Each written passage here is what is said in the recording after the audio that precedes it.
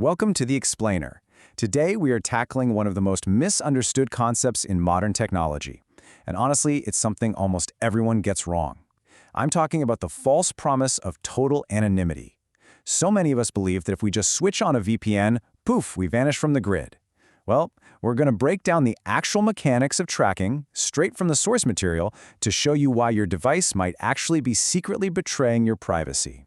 So, I want to immediately start with this really critical question. Does a virtual private network, a VPN, actually make you invisible online? I mean, we see the ads everywhere, right? They all promise that by routing your traffic through a secure server and masking your IP address, your identity is completely shielded from your internet service provider, big tech companies, and the government. It sounds great, but is it actually true? Let's see how that assumption holds up in the real world. The short answer? Well, the FBI relies on the answer to that question being an absolute hard no. Law enforcement and advanced threat hunters, they don't panic when they see a VPN.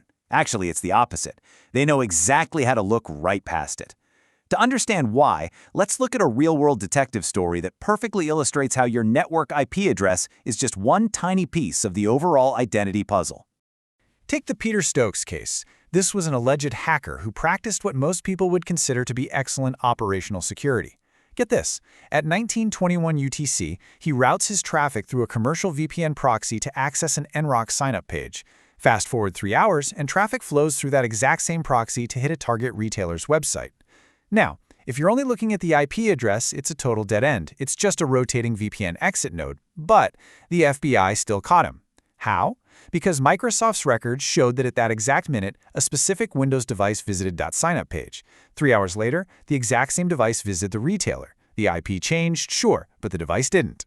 This case is a brilliant illustration of something called the Global Device ID, or GDID.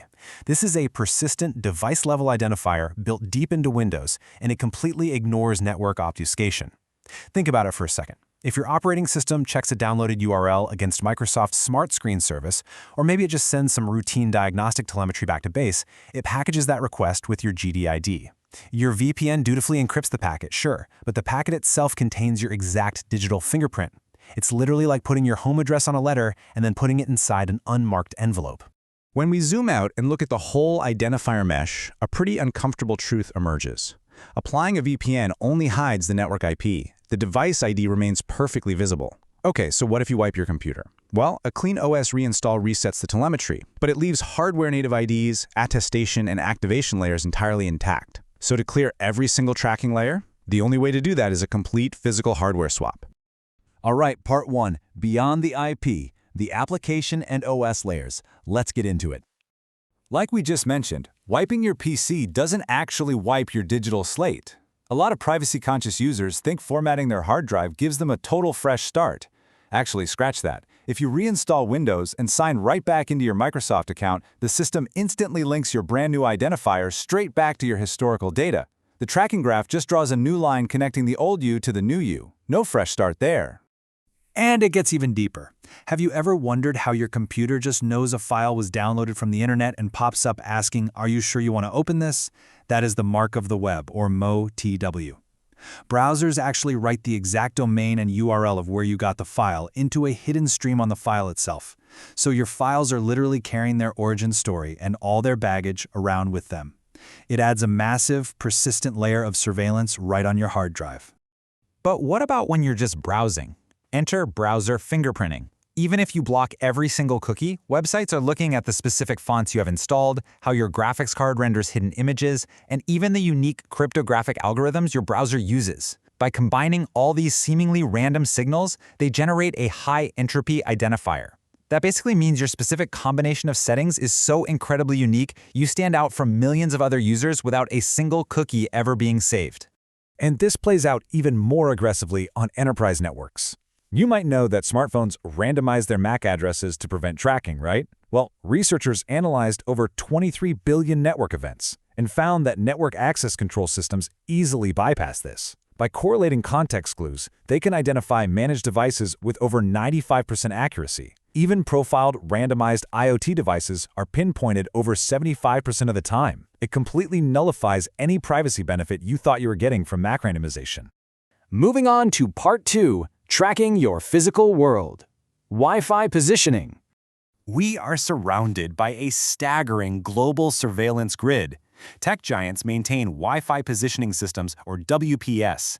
Essentially, every time a smartphone walks past your house, it logs your home router's unique hardware address and its GPS coordinates. This is so insanely precise that researchers actually use this public data to geolocate Starlink dishes moving around in conflict zones. Think about that. Everyday consumer hardware is constantly cataloging the physical world around us. And finally, Part 3, the countermeasures, VPNs versus Tor. This comparison is absolutely vital, especially when it comes to what these tools can and can't protect against and how your DNS requests are handled. Remember, a VPN really only rotates your IP address. That leaves you totally vulnerable to device IDs and browser fingerprinting. But here is the kicker. VPNs often suffer from DNS leaks. If it's not perfectly configured, your internet service provider can still see every single website you request via DNS, even if the traffic itself is encrypted. Tor, on the other hand, it actively wraps your traffic in multiple layers of encryption and resolves those DNS requests securely through its exit nodes. That means your ISP is completely blind to your destinations. Plus, the Tor browser randomizes your fingerprint and strips away those OS identifiers, so Tor actually addresses both the device layer and DNS vulnerabilities, while VPNs essentially only mask the network IP. Okay, so what can we actually do? Here are some actionable mitigation strategies straight from our sources. First, for absolute privacy, you want to use a Linux operating system routed through Tor. This bypasses telemetry and secures your DNS requests. If you are going to use a VPN, you need to aggressively test it for DNS leaks. If you're stuck on Windows, at least use a local account, not a Microsoft account. Dive into your settings and disable optional diagnostic data and personalized ads to block those advertising IDs. If you want to protect your physical location, you can actually change your home Wi-Fi name to include _nomap and _opt-out. And finally, disabling JavaScript in your browser is the most effective way to break fingerprinting scripts, even if, admittedly, it breaks a few websites along the way. I want to leave you with this final, somewhat provocative thought. We have clearly entered an era where your device is your identity. The illusion of invisibility through a simple app is just that, it's an illusion.